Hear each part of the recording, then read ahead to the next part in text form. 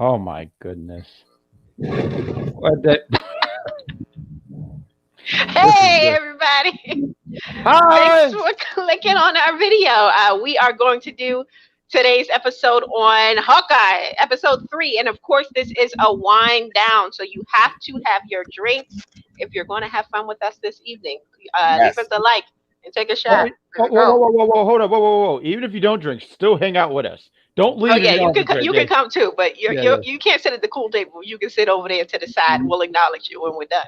You sit with the kids at like at Thanksgiving. You know the kids who have the wet Cheetos. That's where you sit at. The Yeah, kids over with the there. wet Cheetos. Yeah, that's But all the awesome. drinkers, leave us a like. If you like our wind downs, leave us a like. We're talking about the show. So, Okay. episode 3 of Hawkeye. It opens up, and at first I was like, "Who the heck? What's going on here?" We're in 2007. We're sitting in a classroom with little old baby girl, not the first rich baby girl. This is a different baby girl because she's in public school, right? Yes. So she's looking around at everyone, and we hear the noises of the kids, and all of a sudden it's like muted, and we're like Trying to in, fade.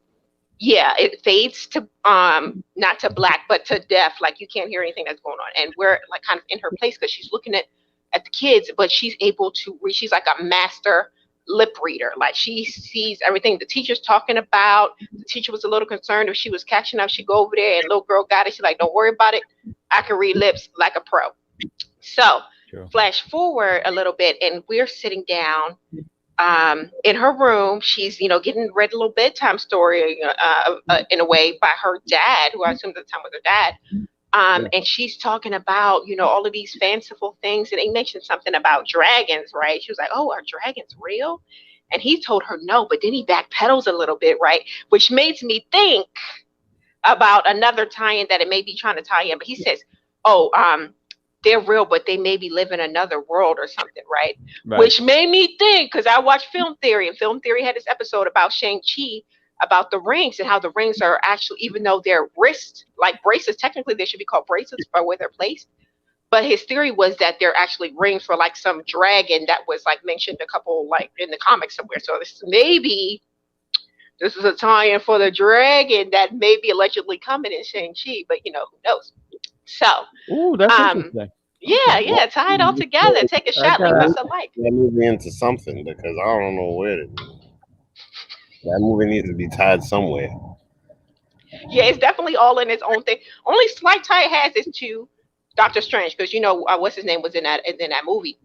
That's true. But in the multiple world things, it may be tying in. But let's get back in episode 3. So, Yeah. little girl, we're following a little deaf girl, and she's really kick A, right? Like she goes to this little boxing class, and Oh. not only is she deaf, she's double handicapped. She's Yeah. also missing a leg, but she Yeah. has like a Amputee. prosthetic leg. Yeah, she's Yes. amputee. Amputee. Yes. That ain't no handicap. That's a Right, because she was in there kicking No. butt. She was laying it. All the kids was getting it. So, that and was- it's kind of we see as she's fighting, they kind of age her up into the woman that we saw in the Yeah. last episode, Yeah. Maya. So we get to Maya. She's kicking more A in the boxing field or the boxing match. I don't know what it's called. I'm not in the sports, but As you can tell, she was having a kickboxing match. right, This is a kickboxing. kickboxing match and Yeah. kicking the crap I've out of never the guy. heard that term before in my life. Boxing field, ladies and gentlemen. Who knows? This is called UPRE, not UPRS. We don't talk about sports. We talk about shows. Here we go. So You heard the narrator. There we right. go. So she leaves the boxing match, and she goes home on her motorcycle because she's kick A, and she gets there, She's and BA too. she sees like it's in the middle of like some kind of, looks like some kind of action is going on inside, like somebody's fighting her peoples, and she doesn't really know, but she goes into instant like fight or flight mode. She's fighting, right? She goes in there, really bad A, we see the like kicking, all the punching that's going on, and we know from the costume, like, yo, this is Ronin. Like, he's really out here, being Ninja Star. He's like on his Kill Bill.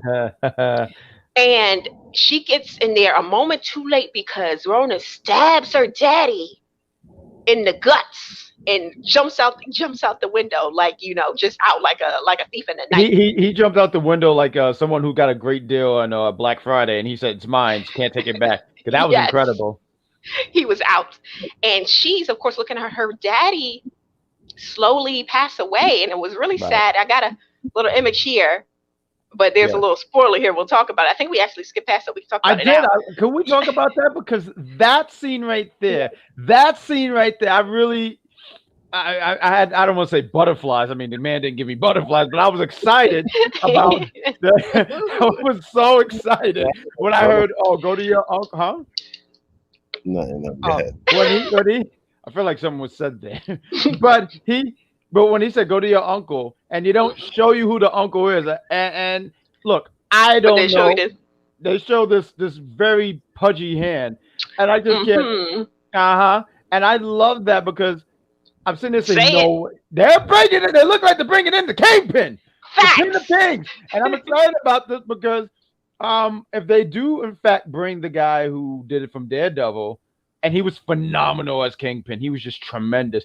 And once again, I wanted to bring up, because I don't know comic books like that, but that's why the internet is here for, to help people out. So there's that tie-in that Echo, with her super villain name Echo, is the niece of Kingpin. So yes, how exciting is that? Very exciting, because again, I'm not much into comic books either, but I'm very heavily on YouTube, and it's been a lot of the speculation has been that Kingpin is going to be introduced in this series, and it seems, that this uncle, quote unquote, may be him. And I'm wondering, later in the episode, they keep mentioning about this uncle. I'm wondering, is he really their uncle, or is he like, the family, like the Don, like the uncle? Is it like a code name? Everybody calls him uncle? I don't know, but anyway, right? I don't think he's the uncle to all of them. I think to her, he's the actual uncle. The other one, just like, it's like if you ran into Snoop, he says, "What up, nephew?" He's not really my uncle. It's just, maybe he's like Snoop. Yeah. Okay. Yeah, that makes sense. Except he doesn't do weed. At least not that I know of. Maybe not. Maybe not. So I'm we're back. Googling this. Go ahead. We're back into present time. So we got Hawkeye and Kate. They're still, locked up. Tied. Yeah. Yeah, tied down. And what happened? So now they're kind of being interrogated, or at least, harassed by the bros. Really harassed. Because these guys. And so, hold on. What is this? Okay, anyway, it's the alcohol, guys. But never mind. So, take a drink if you're rocking with us. Take a drink. Yep, absolutely. So anyway, so they're like, "Oh yeah, we gotta get rid of you." Kate's giving some advice to one of the bros, right? Because he's having some marital problems. She's making connections, networking, even though she's held hostage, tied up, right? Right. And so, long story short, that's when Maya comes down from, wherever she came from, and like is about to interrogate him. And as she's coming close, she notices that Hawkeye got a little piece in here. That's his little earpiece that he mentioned earlier in the earlier episodes. And she instantly starts to sign to him, right? At which point he sounded like he knew what he was talking about. He was giving her all the joints, like, "Yeah, I'm not deaf. I'm just hard of hearing," right? Right. She tries to go further, like, "What's up?" Giving him the real interrogation with the signs. And he's like, whoa. I don't know all of that. I know very little. What you're doing here, it's very experienced. I don't know that. Right. That was hilarious. It was really funny.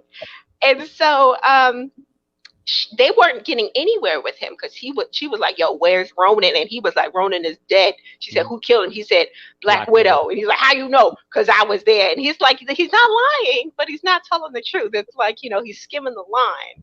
And she doesn't believe him. So she goes to interrogate our girl, Kate, right? And she loses it with Kate. She saw the Kate that she just wanted to rough her up because she's given this PTSD from when her daddy died right in front of her. And it was the other guy. What's his name? Kazi? Yeah. He was like, oh, wait, right? The voice of reason. He's like, wait, what are we doing here? Mm-hmm. Yeah, chill. But it was at this time that Hawkeye broke free because, like I've been saying since the beginning, even since Avengers, I've been saying Hawkeye is badass. Y'all just been faking on him all these years. But he gets out, right? He breaks free. He starts running, creating a distraction. And this is the only scene I was like, this doesn't make any sense. Because all the bros, with all of their guns, decide not to fire not one bullet, but just to run after this guy. So they're running after him. And he's, pulling out all the stops. He's jumping on bookshelves and doing all of this, right? And honestly, it was giving age. It was giving like, middle-aged man a little bit. And I was like, what's going on here? I thought he was Hawkeye. Where's the badassness that I saw just a few scenes ago? Yes, for me, it wasn't giving. It wasn't giving. Really? It was only started giving when he got to his bow and arrow. When he got to the bow and arrow, that's when he was like, we're back on. That's his bread and butter. So, he's never going to let you down with the arrow. But I thought the stuff when he was hopping around all over the place. I'm sorry, I know I just cut you right the hell off, Vic. But when he was hopping all over the place, I said, go ahead, old man. Because, he's an old man. The way Maya handled him, she handled him. I mean, like, who knows? Like a game controller. Honestly, I think that they're booking him to look like he's passing the torch. Yeah. Yes. Just like the Black Widow movie, it feels like. And to be honest with you, I think that he's happy about it, but he's not necessarily like showing that right now. You know what I mean? He's tired. He is. Yeah. Tired. Like I think that he is delighted that this girl is so good with a bow and arrow. But I'll say more about that later. So yeah, he got the bow and arrow. He's giving Maya to work after she done knocked out his little earpiece and stepped on it, stepped on it, broke it to pieces. And he got his arrow, so he's dropping. Everybody's dropping like flies. And at this point, I'm wondering why he didn't just shoot Maya. But he's a nice guy. He doesn't want to hurt the ladies, as we saw in episode 1 when he pulled back his punch when he saw that Kate was a girl. Right. So he pulls out the best trick shot you ever seen, and he's falling in the sky. Then he pulls the arrow, and then he lets out Kate from the duct tape from who knows how many yards away. Just really kick ass scene. She gets out, starts fighting dude Kazi, and long story short, they kind of make their way out of this what's it called? It was a KB Toys. Oh yes. That was a KB because I thought that was so amazing. And when I saw that was such a callback. But yeah, it's KB Toys. Yes, it was definitely KB Toys. I thought it was genius because that's the last place that anybody would look for them. Yeah, because there's not even too many of them left. I don't think they. And it's very on brand. It's holiday season, Christmas season toys. Yep. It's giving. It's giving. I was gonna say the music eventually, because I know around this part, this is when the music enters, and that's what I was saying because you mentioned that holiday spirit, the KB Toys, and then the holiday music. That's what I was like, oh god, this is really. As soon as they get out the facility, they skip past the fancy car. I don't know what it is because I don't know cars, but it's looking good. I forgot what it was, but there was a funny part about it because it plays in later. Because Hawkeye is like, she's like, why don't we take this car? Let's take this car. I wish I took notes on what that car was. I'm terrible with cars too. And he said, we're gonna. What is it? It was a 65 Charger. It's like a lot of yes. There you go. There we go. Good job, Vic. That car was sexy, but then they end up taking the Oldsmobile. Yeah, they took the old Giants. Because he didn't want to destroy the nicer car. That other car is also a classic car that a lot of people like, but still like. That Giant was a hoopty. I'm sorry, I don't want that car. But they did what it had to do. He's telling her look, he's hot wiring the little shitty car, right? He's like, yo, drive the car. She's like, you drive the car. I'm about to shoot the bows, right? But he, of course, because his earpiece is gone, he can't really hear what the fuck he's saying or what the hell he's saying. Wonderful, ladies and gentlemen. Yes, there we go. I like so about that was great. Yes. So as he turned it on the car, the Christmas music starts playing. The bros come out, the jumpsuit bros, right? And they start laying chase to them. And Hawkeye has no choice but to drive because it's they're last second they got to get the hell out of here. So they got to go. The chase, we get on this epic road chase, right? The bros are right behind him. They're coming up on the side. They try to get in front of him, and they pull up, got the guns out, and so Kate has no other option but to pull out these arrows that are left in the back of the car. And Hawkeye's like, hold on, those aren't regular arrows. And she's like, what? They're trick arrows? Because in the last episode, he lied. He was like, there's no such thing as trick arrows. But they gave him trick arrows this episode. I'm like, dang, this is what they should have been doing the whole time with Hawkeye. If he had some trick arrows in, like, Avengers 2 or something, like, it would have been bomb. But so she puts out all these trick arrows. It's not labeled because he's a pro. He knows what his own arrows do, but she don't know it's not labeled. Right. She starts shooting all these arrows. Some of them are given like putty, like, it was like clay. Things. Yeah. It would look a little corny, but it's I'll give it to it. But I gotta say, some of this stuff was actually really cool. I mean, I didn't think about that. You mentioned something interesting. You was like, if they have done these in the Avenger movies and whatnot. I think some of them did some things. I mean, I just don't remember. But some of the stuff that I was seeing, I was like, oh, these are actually really cool. Really cool. I mean, I feel like that scene, because I feel like this is a common thing with Hawkeye. I feel like a lot of people don't give him the respect he deserves. Why are you looking at me? They kind of give him. I'm looking at my screen, man. Oh, all right. Okay? Damn. All right. See, you have a guilty conscience, my friend. Okay. I'm looking at my screen. So therefore, and if you're looking at your screen at home, don't forget to leave us a like. But please continue. Like, subscribe, all of that. But see, you made me lose my train of thought. Oh, sorry, I'm just plugging the show. Make sure we get these likes in. No, Vic, you got to train harder. Then you won't lose your train of thought. Boom! Boo! Let's get back to the episode. This is what right, corn. Awful. So, we're on this epic chase scene. She's shooting all these arrows, and even though Hawkeye can't hear her, they're kind of like in sync, right? And they get to the emptiest bridge I've ever seen in my life, because they're going across this bridge, and there's literally nobody on this bridge for like such a long stretch that the bad guys, Maya and her crew, got up to him in a nice car and was like literally car to car next to him, right next to each other. And her henchman tried to shoot Hawkeye, but he grabbed him. He's driving the car and he's grabbing the dude by the gun. And that's when Kate, she's in the back. She hops in, gets her bow. And, that's when the action really started happening, because they get ahead. They can't go any further because suddenly now there's traffic, even though there wasn't traffic for the last 2 miles over this fucking bridge. But now there's traffic. So they get out, and he pulls out this one arrow. She has her own arrow. He's like, look, aim up. And he pulls out this arrow. And at first I didn't see it the first time, but the second time I watched it, it had Pym on the side. So it's a Pym arrow, which makes sense because when he shoots it, right? It bangs into hers. It goes straight down into the truck that they were trying to ram them with and grows in size. Like, it's huge now. And I was like, oh, this is nice. I thought that, but I said, you heard? That was amazing. Don't sleep on Ant-Man. Don't sleep on Ant-Man coming through with the help. Original Ant-Man. I'm not too much of a big Pym coming through with the help. I don't know about this Ant-Man we got, Marvel. Wow. I'm not an Ant-Man fan. I don't like really many. I don't like the first one that much. I'm not gonna say. But anyway, that's neither here nor there, right? So one of the trick arrows that Hawkeye so happened to have was some like plunger arrow she shot it earlier in the episode. She's like, what the heck is this? What is this? Yeah. So he tells her to cover him. He grabs the plunger arrow and tells him that they both jump over the bridge. And he gets another arrow. He shoots it in, like, just like the first episode where he did the thing over the roof and he kind of like swings himself into the next floor. He swings both of them to the bottom of the bridge where apparently there's a train. Subway. Right? Yep. Right on the subway. And he uses the plunger arrow to stick them to the roof of the train so they can both, like, illegally ride this train. The most New York thing you ever see. Right, he bummed the ride on the train. So that leads them to back to their little safe house, aka Auntie house, right? Auntie. And in our group chat, I was telling the guys that I looked up the auntie's name after watching the second episode, I think it was, and apparently she's canon as well from the comics. Like, she was someone who was made an honorary Avenger, so that was really cool that they tied that in like that, right? Absolutely.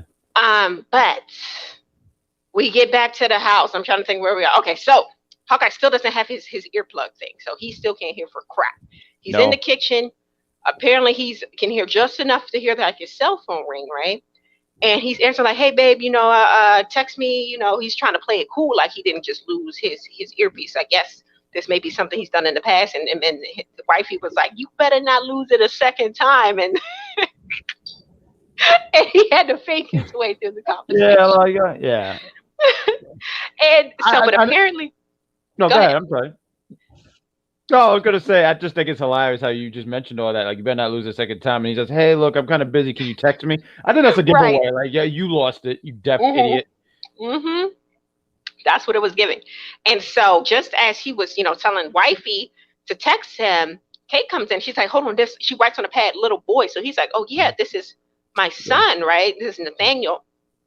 And Nathaniel's like, "Hey, I'm bored." And this is such a little kid thing to do because this is something that my nephew does all the time. He'll FaceTime me early in the morning because he can't get on his game yet. He's not allowed to get on until like 10 a.m. So I'm like, "I'm bored." So it was just a really cute moment. And you got to see him connect with his family because, yes, he's a superhero, but he's also a family man. And it's really hurting him to be away from his family. And so whole conversation, Kate is having to like scribble down what the kid is saying and show it to Hawkeye so he can understand because again, his hearing is gone. Right. And the kid mentions like, "Hey, it's okay if you can't make it home for Christmas, Right. Really sad, because of course he's a superhero. He's probably missed the many of Christmases being, a SHIELD agent and, part of the Avengers. And also the snap too. That was a good 5 years yeah, taken away. So and it's you guys mentioned before we even started how like emotional this episode was, and I didn't see it at first until doing this review again. It was like, right, that is because like you said, he wants to be around his family. All like you said, all the years missed, especially with the snap. He's trying to make, and that's what I was really thinking more about the snap, but not, and almost forgetting because he mentions like he's been doing this for 20 plus years. yeah. So he just wants to be home with his family. But he's like, I'm gonna be there, Nathaniel.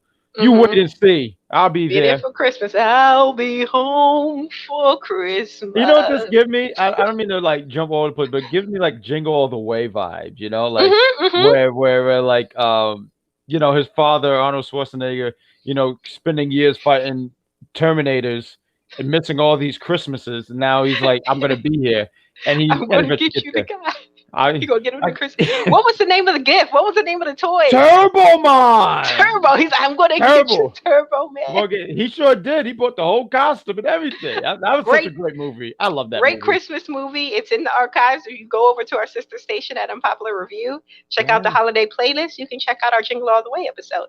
But beautiful. Carry on. So he ends the call with his son, and it leads them to this next scene. I believe we're in a diner, I want to say. Yeah, like a cafe. It was like a diner cafe. Yeah. They're going over again. They kind of go over the whole scenario and also the fact they bring up Hawkeye's branding again. She's like, "Look, I've been thinking about your branding again." Because she's a thinker. She's like his PR agent at this point. And she's like, "It's the reason you need a better suit. Like your suit, there's no congruency with your suit." So she comes up with the worst sketch I've ever seen in my life of a Hawkeye suit. And I'm assuming it's comic accurate. Right. But it's very corny, and it's nothing that would go over in 2021 or 2022, right? Yeah. And he mentions that, I don't need a suit. I don't want to be recognized. It's not my job to all this fanfare isn't my job. I'm paid to be, or at least my job is to be unrecognizable, to kind of, to get in there. And also he let it slip like, I'm also not a role model. So you see that he still feels like this inner guilt from all of the stuff that he's done, right? And she had to stress him like, "Look, you are a role model. You're risking everything, even time with your family, just to save a stranger, right?" Right. So again, more heart-jerking stuff. You get to see a little bit more of Hawkeye, a little bit more of his emotions, because they mentioned other episode because he doesn't wear his emotions on his sleeve, and this is like a peel. We're peeling back the layers of onion, layers of Hawkeye, which is I really appreciate. No, and this is the next scene, right? The next scene is when Kate became a woman after my own heart because they're walking through the park, right? And she's like, "Hey, did you notice that Maya, right, or the Maya girl, she has some kind of animosity with the hot guy?" And I'm like, "Oh, are they trying to get a little daddy in the episode?" She was basically calling him a squid daddy when she was talking about Cassie. He's not even on Squid Games. She was calling him a squid. He held her hostage, and she was still like, "I'm with it. He's a hottie." Right? She was feeling the vibes. But we already discussed in the last episode, she's a little thirsty. Like she wants the D from somewhere, anywhere will do, right? Calentura, like What? Yes. Ese pollito quiere sal. She wanted. So she was like, oh yeah, yeah. She called him Squid Daddy, right? She did. And Hawkeye was like, oh yeah, they it's like this animosity. They have the whole hatred towards Ronan because he apparently took out some suppliers of their like underground business, Right. and they've been after him ever since, right? Even before he kind of went after her family, right? At which point Kate said, yeah, let's go back to my mom's house. We can get some intel on them because, they got Bishop security. They got all the intel on everybody, right? She's like, oh, yeah, we can get intel on him and we can get intel on my new stepdaddy, Jack, because I still don't like him and I don't trust him. So let's see what's up with him. I swear it's the mustache. It's something about him, right? No, but he's I'm a scumbag. thinking, Yeah, he's a scum. I'm thinking, right, as she's coming up with this plan, Mhm. Mom is the head of Bishop security. And Mom, we already know that Mom is from the struggle. She's from the streets. So you don't think Mom, streetwise Mom, didn't do a background check on this nigga ahead of time? You think you about to come in from boarding school, think you know it all? This is why I don't like Kate, man. I swear to God. That's the thing. Okay, needs to teach her to just, She thinks she's the most genius person. Like, girl, your mama is from the streets. We already established this. She already did the background check. But don't you let know that turtleneck fool you. Don't let it fool you. She from the heart of the hood, okay? I love how when you said that. Now just image her with like a rolled up sweats, but one of the sides rolled up and a bandana. She out here. She was a hot girl back in the day. So if you're watching, take a shot and leave us a like. Here we go. So that was you leaving us a like. Thanks for ringing that notification bell. You can also do that if you're on YouTube. Yeah, please. So we're back at the house, back at mansion again. They got elevated marble floors. We're at Mommy Squid's house. We're at Squid Mama house. Squid Mama house. She got all the banks, right? She's must be number one's wife because he got all the money and so does she. And so she logs into the computer, right? She puts in Kazi's name, right? And apparently he is comes up as some employee of something called Sloan Limited, and I've never heard of it. Are you comic book fans? I'm sure you have. If you do, let us know in the comments. But apparently, he comes up as an employee for that agency, right? And Hawkeye, he's like, that sounds vaguely familiar, but he's thinking about it, but he's also walking through the area, right? Yeah. And he's like, he's giving it the Hawkeye look, like he's scanning, right? And she tries to pull up Jack's name next, right? And that's when she gets locked out. And this is when I became a little suspicious, right? Because again, as we made note several times, we're not comic book fans, but we are avid YouTube fans. We go and we look and we figure out things, right? And so apparently, Kate's family has some alleged mafia ties, right? And I'm thinking, what if Mom's is in on the gag? What if she hid information? Because I already said she's from the street. She already looked this guy up. Right. So she know he ain't no good, allegedly. So what if they're in cahoots and she's hiding all the bad information from being found out about her little lover fiance, right? Theory number one. People lie to their kids. Hmm? People lie to their kids. So people lie to their kids. And she's probably lying to everyone because, again, in episode 1, they were in debt and then Daddy died. Maybe that was a coincidence No, Daddy, her dad died. Right? Oh, right. In episode 1. Right. And then suddenly they had money again. Maybe it was just a coincidence. Maybe they had insurance money, and maybe they had money on somewhere else, coming in at the same time. But anyway, it's interesting you bring all that because that's crazy. Because I was going to say, grimy. If she really did that, that'll be mean. That'll be very mean. Yeah, and if you watch the recap at the beginning of the episode, they were talking about the Alistair, the rich guy, right? He died after having an argument with Mom, and I'm like, hold on, Mom's from the streets. Like I said, Mom is with the beef. She's with the smoke. She's like, oh, you about to come after me? You think you know everything? Pow pow! But she didn't stab him. She sent her little hitman after him with the sword, possibly, allegedly.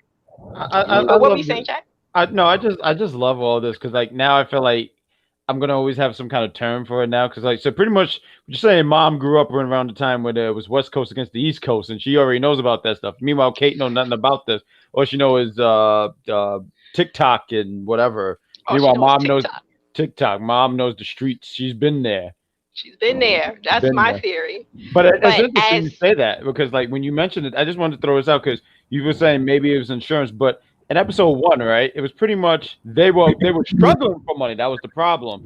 So I do see where the connection where Jack swoops in, and I see swooping in because especially with the mustache, he just flies in and just takes sweeps Squid Mommy off her feet. yes. So as Hawkeye's like surveying the this beautiful home, Beautiful. he gets somebody comes out with a sword and says, "Hey, don't move," and it's none other than Stepdaddy Jack. And, Ah, and with his own sword, this is the sword that he like lifted from the auction. So this is Ronan's sword, and that was the end of the episode, guys. So what did you think? Episode 3 was a banger. I really gotta say, episode 3 was really a banger. I mean, I felt the first 2 episodes were good, but this one I remember popping up a few times, going, oh, and that ending makes you go, can't wait to review episode 4 next week. What about you, Vic? The hearing aid makes Hawkeye way more compelling. I did not know about that. I don't know if it was a thing. It might be a thing in the comics. I don't remember that being a thing in the movies at all.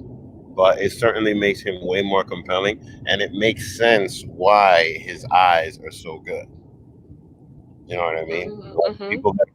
People that are deaf are amazing at like reading lips from like way across the room and things like that. You know what I mean? So like, it really makes his character make more sense. Why his name is Hawkeye, and then everything that he's doing with these arrows is amazing. But then the other thing is just like, I mean, I